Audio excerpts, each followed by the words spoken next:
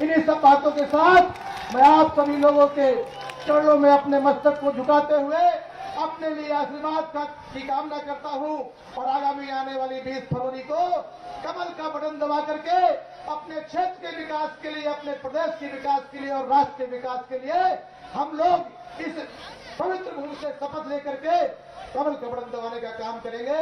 बहुत बहुत धन्यवाद। भारत माता की, भारत माता की, भारत माता की। धन्यवाद साथियों। हम सबको जिनका इंतजार था, आज के कार्यक्रम के मुख्य अतिथि भारतीय जनता पार्टी के पूर्व राष्ट्रीय अध्यक्ष, पूर्व गृह मंत्री रहे, आज देश के रक्षा मंत्री श्रीमान राजनाथ सिंह जी का इस सभा स्थल पर अभिनंदन करता हुआ, उनको वंदन करता हुआ, स्वागत करते हुए उनको आमंत्रित करता हूं कि जनसभा को संबोधित करें। धन्यवाद।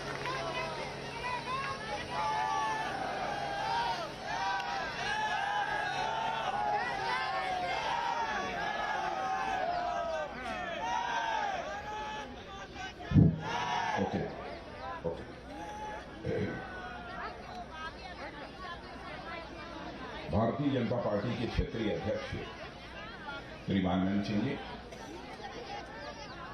और आपके लोकप्रिय सांसद श्री पुष्पेंद्र सिंह जी चंदेल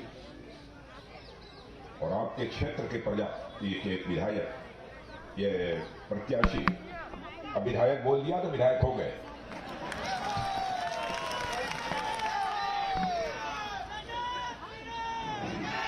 डॉक्टर मनोज प्रजापति और इस समय के वर्तमान विधायक श्री युवराज सिंह जी, चेयरमैन पिछड़ा वर्ग एवं वित्त विभाग श्री बाबूराम निषाद, जिलाध्यक्ष श्री ब्रजकिशोर गुप्ता, कुलदीप निषाद, श्री संत विलास जी शिवहरे, श्री अनूप जी अवस्थी, श्री विजय जी पांडे, श्री रामदेव सिंह जी, श्री लालाराम जी निषाद, श्री शिव शंकर जी, श्री जगदीश व्यास जी, श्री शिवचरण प्रति, श्री सिद्ध गोपाल अहिरवार और आनंद, और इस मैदान में मौजूद मेरे सभी सम्मानित बहनों एवं भाइयों, लंबे समय के बाद आप सबके बीच आया, फिर भी आप लोगों ने बहुत ही गर्मजोशी के साथ मेरा स्वागत किया है, अभिनंदन किया है।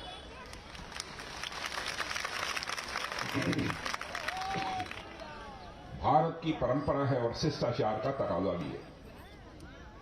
स्वागत, अभिनंदन और सलाम दुआ कभी एक तरफा नहीं होना चाहिए, इसलिए मैं भी अपनी तरफ से शीश झुकाकर आप सभी बहनों भाइयों का हार्दिक अभिनंदन करता हूं। आप सभी का मैं स्वागत करता हूं।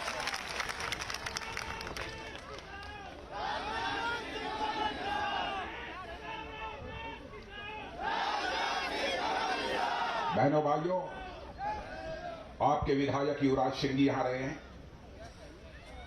युवराज सिंह जी की एक विशेषता रही है कि 5 वर्षों तक लगातार विधायक रहने के बावजूद कोई उंगली उठाकर नहीं कह सकता कि उनके दामन पर कोई भ्रष्टाचार की दाग लगी हुई। लेकिन भारतीय जनता पार्टी, हम हो चाहे कोई हो, समय समय पर आवश्यकता अनुसार कुछ परिवर्तन होते रहते हैं। आज यदि कोई विधायक है,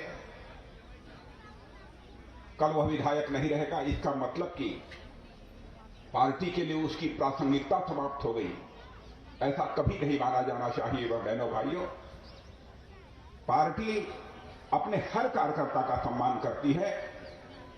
देर हो सकती है हमारे भारतीय जनता पार्टी में, लेकिन अंधेर नहीं हो सकती। बहनों भाइयों, मैं आपको यकीन दिलाता हूं। बहुत सोच समझकर डॉक्टर मनोज प्रजापति को भारतीय जनता पार्टी ने इस क्षेत्र के प्रत्याशी के रूप में चुनाव के मैदान में उतारा। डॉक्टर मनोज प्रजापति को बोलते हुए पहली बार मैंने सुना। बहनों भाइयों, मैं विश्वास के साथ कह सकता हूं, जिस डॉक्टर प्रजापति को आप अपना विधायक बनाने जा रहे हैं, वह चुनकर जाएगा तो उत्तर प्रदेश की विधानसभा में प्रभावी तरीके से क्षेत्र की आवाज को बुलंद करेगा। यह मुझे पूरा भरोसा और पूरा विश्वास है। महोबा की धरती का जहां तक प्रश्न है, महोबा की धरती यह हमीरपुर की धरती तो पूरा महोबा का ही एक प्रकार से क्षेत्र है। बहनों भाइयों, इस शौर्य, पराक्रम और बहादुरी की धरती है। इस धरती को भी मैं नमन करता हूं। और आज जब मैं यहां आया हूं, सबसे पहले जाकर बाबा रोटी राम जी का मैंने दर्शन किया है और उनका आशीर्वाद प्राप्त किया है। बाबा रोटी राम जी के बारे में मुझे ज्यादा कुछ बतलाने की आवश्यकता नहीं है, लेकिन ज्यों ही मैं तैयारी कर रहा था यहां आने के लिए, सूचना प्राप्त हुई मौसम ठीक नहीं है, इसलिए न तो मेरा हवाई जहाज उड़ान भर पाएगा, न हेलीकॉप्टर उड़ान भर पाएगा। इस कारण आप सबके बीच आने में विलंब हुआ। उसी बीच हमको जानकारी प्राप्त हुई भारत की भारत रत्न, जिनके द्वारा गाए गए गीतों से हिंदुस्तान का जन जन प्रभावित रहता है, तो श्री लता मंगेशकर जी हमारे बीच नहीं रही।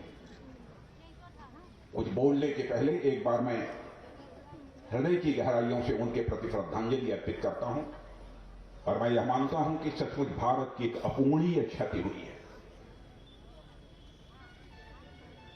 बहुत बड़ी क्षति हुई है।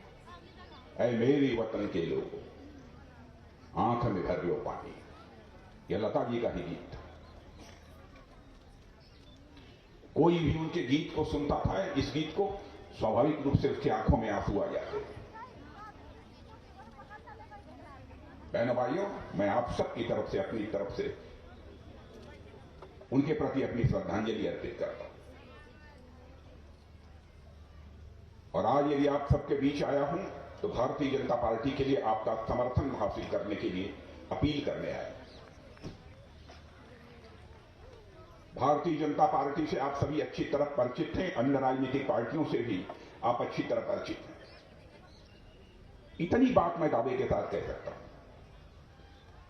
कि हिंदुस्तान की राजनीति में भारतीय जनता पार्टी ने देश की जनता का कभी भरोसा नहीं खोया है। बहनों भाइयों, जो भारतीय जनता पार्टी ने कहा है उसको करके दिखाया। और मैं यकीन दिलाना चाहता हूं, हमारे यहां व्यक्ति गड़बड़ हो सकता है, लेकिन पार्टी हमारी कभी गड़बड़ नहीं हो सकती। जो कहेंगे उसे हम करके दिखाएंगे।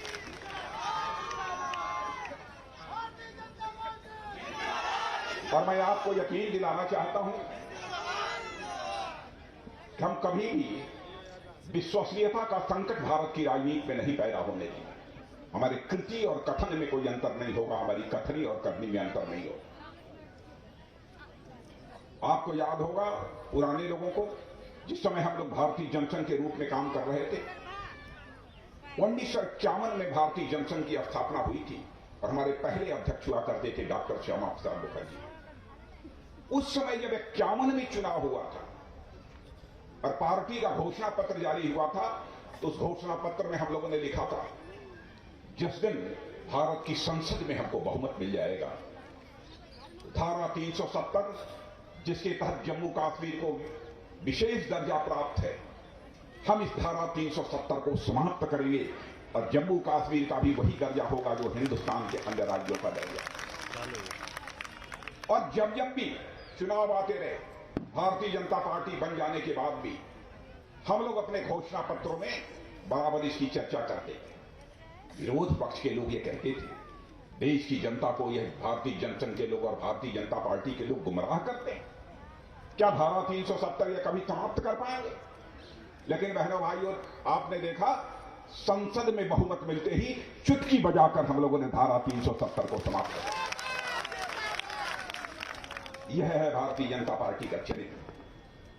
बार बार हम लोग कहते थे, 1984 से कहते चले आ रहे हैं, अपने चुनावी घोषणा पत्रों में भी हम लोगों ने कहा, हमें जिस तरह अवसर प्राप्त होगा हम ऐसे हालात पैदा करेंगे कि अयोध्या की धरती पर भव्य राम का मंदिर बनकर रहेगा। बहनों भाइयों, और मंदिर बनाकर हम लोगों ने दिखाया।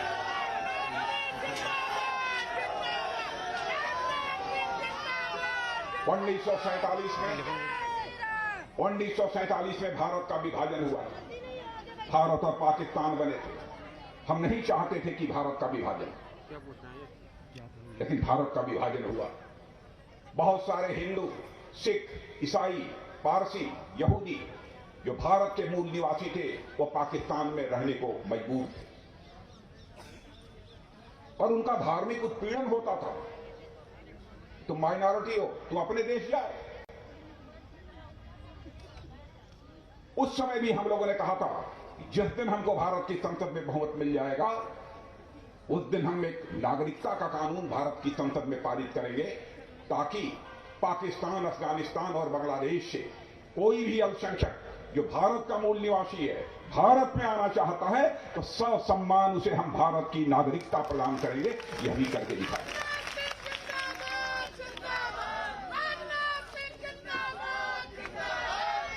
बहनों भाइयों, आपका भरोसा ही हमारी पूंजी है। आपका भरोसा ही हमारी पूंजी है। हम इसे कभी टूटने नहीं देंगे, आपको मैं विश्वास दिलाता हूं। इस बार के चुनाव का जहां तक प्रश्न है, मैं दावे के साथ कहना चाहता हूं, इस बार का चुनाव हर बार के चुनावों से कुछ भिन्न है। इस बार केवल आपको मतदान ही नहीं करना है, बल्कि उत्तर प्रदेश का भाग्य भी आपके हाथों के द्वारा लिखा जाना है। इस बार का जो चुनाव है, विकासवादियों के बीच चुनाव है और विकास विरोधियों के बीच चुनाव है। आप कहेंगे दूसरी राजनीतिक पार्टियों को आप विकास विरोधी क्यों कहते हैं? तो मैं इसलिए कहता हूं, उन्होंने अपनी सरकार के रहते हुए, चाहे समाजवादी पार्टी हो, बहुजन समाज पार्टी हो, कांग्रेस हो, इन लोगों ने जो कुछ भी किया है और हम लोगों ने जो कुछ भी किया है, बहनों भाइयों, उसकी तुलना कर लेना है। यदि भारतीय जनता पार्टी 20-21 नजर न आए तो आप भारतीय जनता पार्टी को वोट मत दें।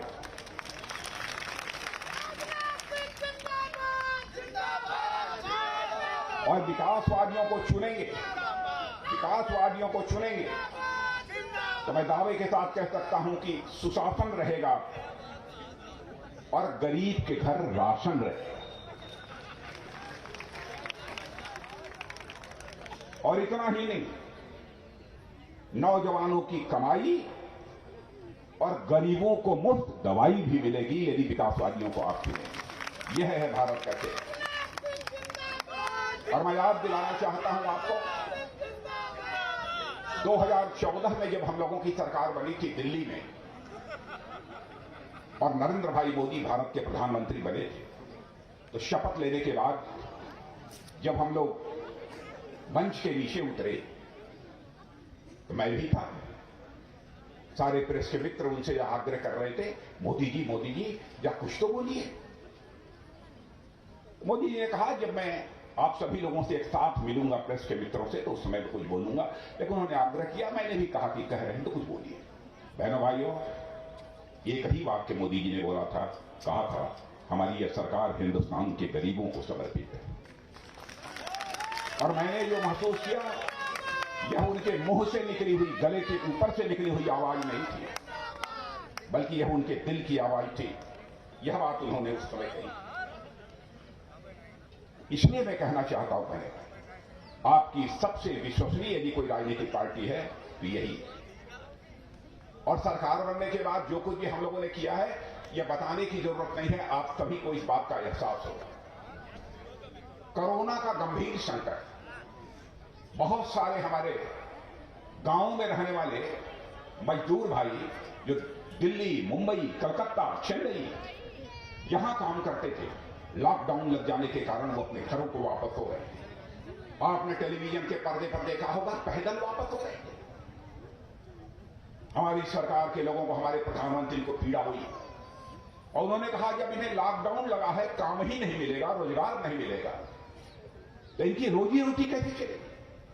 उसी समय चटपट उन्होंने घोषणा कर दी, हर गरीब के घर में महीने में 2 बार राशन पहुंचाया जाएगा।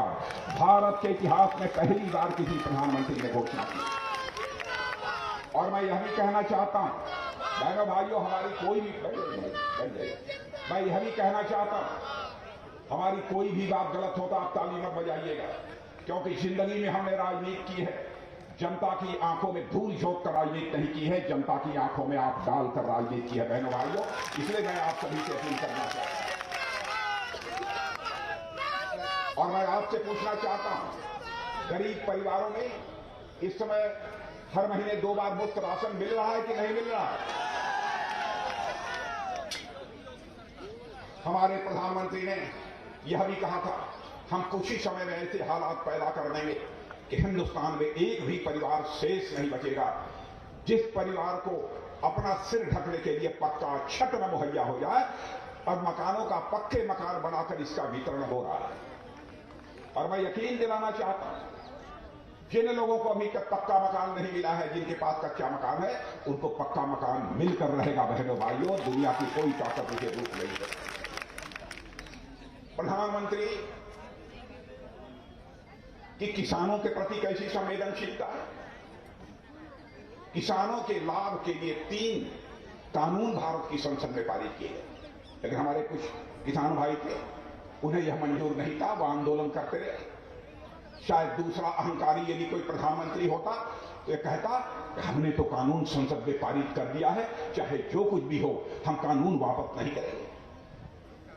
लेकिन हम अपने किसान भाइयों को समझाने में जब कामयाब नहीं हो पाए, तो हमारे प्रधानमंत्री एक दिन रात को उठे और सुबह उठते ही उन्होंने टेलीविजन पर घोषणा कर दी कि मुझे दुख है कि इन तीनों कृषि कानूनों को लेकर मैं अपने किसान भाइयों को समझा नहीं पाया, इसलिए मैं तीनों कानून संसद के द्वारा इसे मैं रिपील करा दूंगा, इसे मैं वापस करा दूंगा।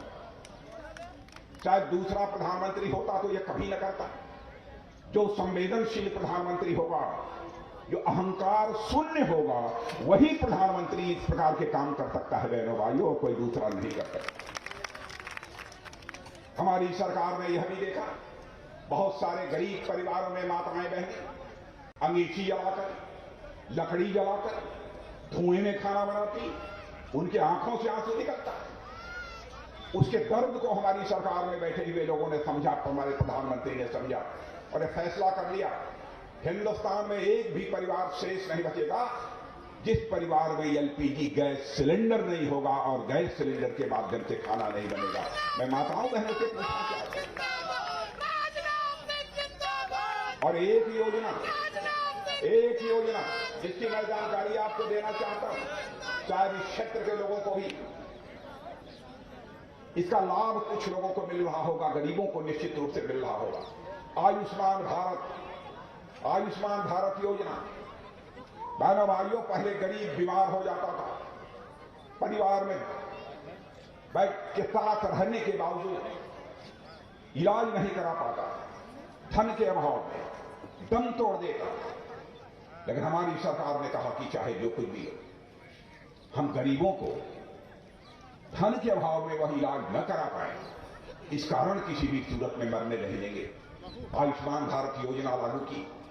यदि आपके पास आयुष्मान भारत कार्ड है तो बहनों भाइयों, मैं दावे के साथ कह सकता हूं, आपका 1 वर्ष तक 5 लाख रुपए तक का मुफ्त इलाज किया जाएगा। यह है आयुष्मान भारत योजना। वैसे अब तक हिंदुस्तान में 10.5 करोड़ लोगों को इसका लाभ मिल रहा है, लेकिन अन्य भी कुछ ऐसे परिवार हैं जिनके बारे में हमारी सरकार विचार कर रही है कि आयुष्मान भारत कार्ड का लाभ उनको भी प्राप्त होने लगे। मैंने ऐसी कई योजनाएं, किन किन योजनाओं की चर्चा करें। आपके यहां धान गेहूं पैदा होता है? धान गेहूं पैदा होता है कि नहीं होता?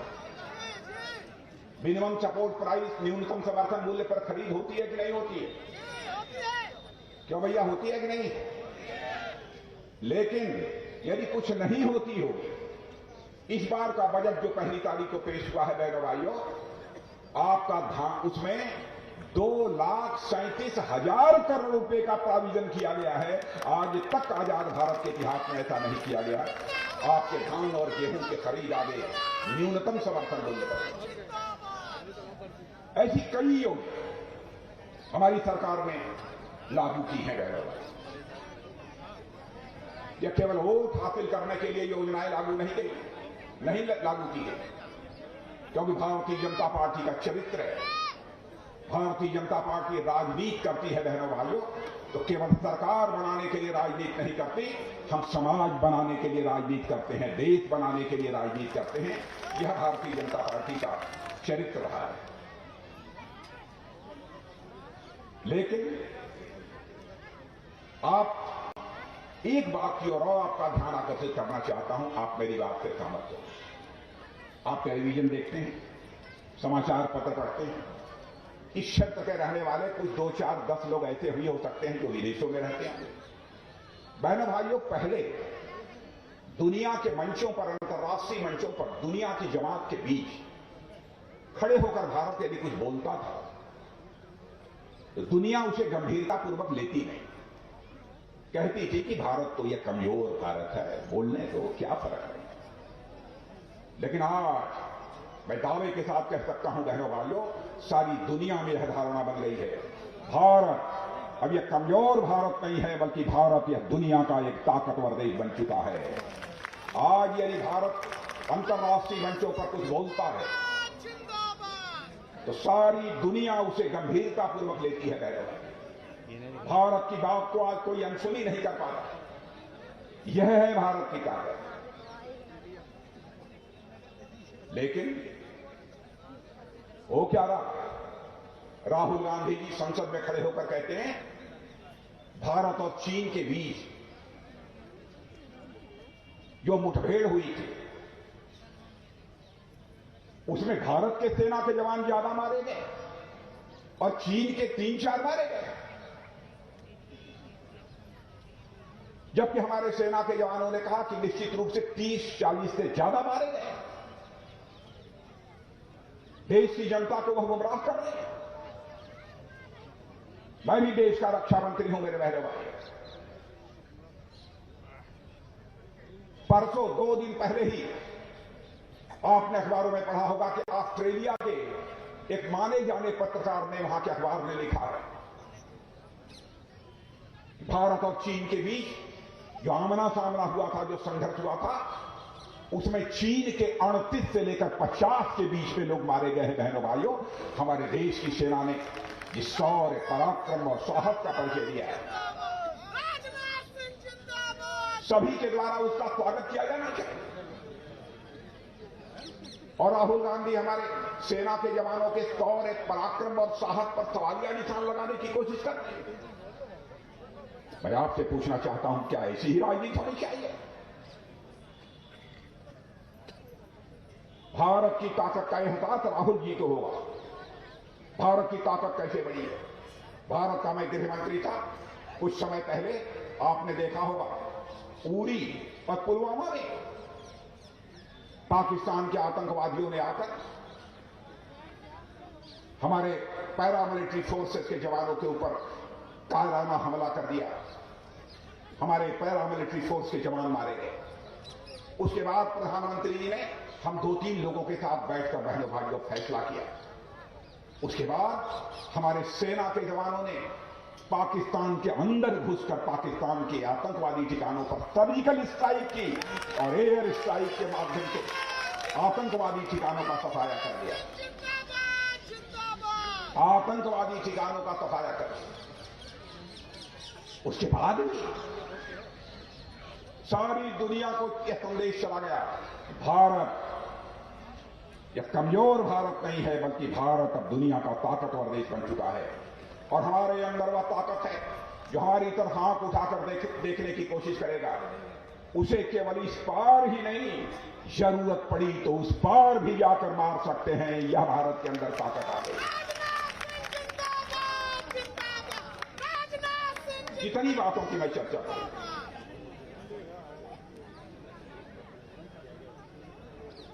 जहां तक विकास का प्रश्न है, बहनों भाइयों, इस सच्चाई को कोई नकार नहीं सकता है। सभी मानते हैं, विदेशी एजेंसियां भी मानती हैं कि भारत के अंदर विकास करने वाली कोई राजनीतिक पार्टी है तो केवल वो भारतीय जनता पार्टी है। मैं बुंदेलखंड की बात करना चाहता हूं। अभी कुछ ही महीने पहले हमारे प्रधानमंत्री जी आए थे, यहां पर 6,700 करोड़ रुपए की परियोजनाओं का उद्घाटन किया है, शिलान्यास किया है। अर्जुन बांध परियोजना, जिसका कि क्षेत्र की दृष्टि से कितना बड़ा महत्व है आप जानते हैं, उसका लोकार्पण भी 2021 में किया। 2014 में ही जब समाजवादी पार्टी की सरकार थी, हमारे प्रधानमंत्री बराबर कहते रहे कि भाई जल्दी करो, इस काम को पूरा करो, लेकिन उस सरकार ने पूरा नहीं किया। बहनों भाइयों, इसमें कहीं दो राय नहीं है कि बुंदेलखंड पानी के कारण प्यासा हुआ, और इस प्यासे हुए पानी के कारण बुंदेलखंड के लिए जो पानी की व्यवस्था नहीं करता है, तो मैं समझता हूं इससे बड़ा पाप और कोई दूसरा नहीं हो सकता। लेकिन बुंदेलखंड को हम प्यासा नहीं रहने देंगे। हम आपको विश्वास दिलाकर जाना चाहते हैं, हम आपको भरोसा दिलाकर जाना चाहते हैं।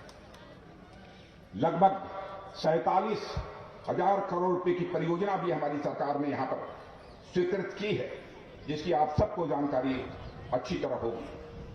स्वाभाविक है, पनबिजलियां चलेंगी, सौर ऊर्जा पैदा होगी, कई ऐसी चीजें होंगी। और सबसे बड़ी बात, बुंदेलखंड का झांसी एक डिफेंस कॉरिडोर की घोषणा हुई है, जहां पर कि विदेशों से भी आकर लोग पैसा लगाएंगे, निवेश करेंगे। पहले हथियार हम दुनिया के दूसरे देशों से मंगाते थे, हम अब हथियार दुनिया के दूसरे देशों से आयात नहीं करना चाहते हैं, बल्कि भारत की धरती पर ही हथियार बनाना चाहते हैं, टैंक बनाना चाहते हैं, गोली बनाना चाहते हैं, गोले बनाना चाहते हैं, मिसाइल बनाना चाहते हैं। लाखों करोड़ रुपए का इन्वेस्टमेंट हो चुका है। कुछ ही समय के बाद इसका फायदा इस क्षेत्र के लोगों को कैसे मिल रहा है, इसका एहसास लोगों को निश्चित रूप से हो जाएगा। भारत को, बहनों भाइयों, हम आत्मनिर्भर भारत बनाना चाहते हैं।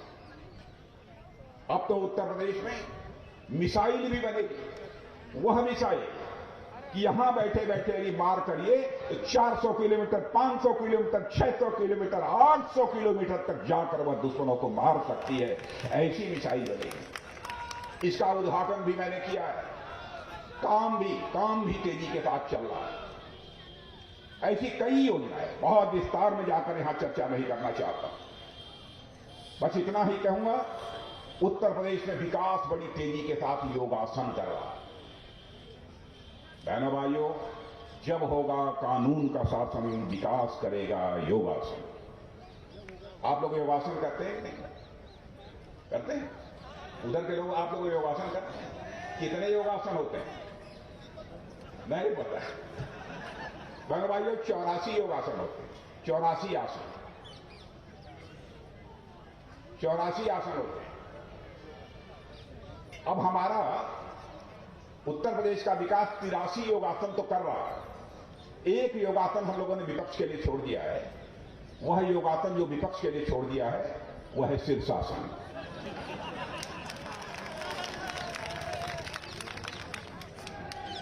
क्योंकि जब उनकी सरकार आती है तो विकास शीर्षासन करने लगता है। यह हालत हो गई। अच्छा, ये बताइए, हर घर को नल और नल में जल, यह योजना यहां प्रारंभ हो गई है? प्रारंभ हो गई है। लेकिन एक आदमी, दो आदमी कह रहे हैं कि नहीं हुई है। प्रारंभ हो गई है। काम चल रहा है कि नहीं चल रहा है? चल रहा है। वेरी गुड, चल रहा भैया काम। और याद रखिए, एक भी घर ऐसा शेष नहीं बचेगा जिस घर में नल न पहुंच जाए और नल से जल न आने लगे। एक घर भी शेष नहीं बचेगा। छोटी छोटी चीजों की भी चिंता यदि किसी सरकार ने की है, बहनों भाइयों, तो भारतीय जनता पार्टी की सरकार ने की है, योगी जी की सरकार ने की है। और मैं कह सकता हूं, हमारे योगी जी यहां के मुख्यमंत्री ऑलराउंडर खिलाड़ी हैं। ऑलराउंडर खिलाड़ी हैं। बल्लेबाजी तो करते ही हैं, लेकिन यदि गेंदबाजी पर भी उतर आते हैं तो बड़े बड़े बल्लेबाजों के विकेट उखाड़ देते हैं। एक ऐसे हमारे मुख्यमंत्री।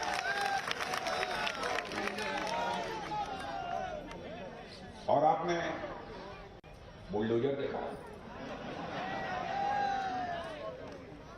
गुंडे, बदमाश, माफिया हैं जेल में, घूम तो नहीं रहे हैं, नहीं घूम रहे हैं। अब उन्होंने मान लिया बेहतर है कि जब भाजपा की सरकार हो, सड़क पर मत घूमो, जेल में ही रह जाओ। लोगों ने मान लिया। और बुलडोजर से जिन माफियाओं की अट्टालिकाएं गिराई जा रही हैं, बहनों भाइयों, वहां पूंजीपतियों के घर नहीं बनाए जा रहे हैं, बल्कि गरीबों को रहने के लिए घर बनाए जा रहे हैं। ऐसी सरकार है।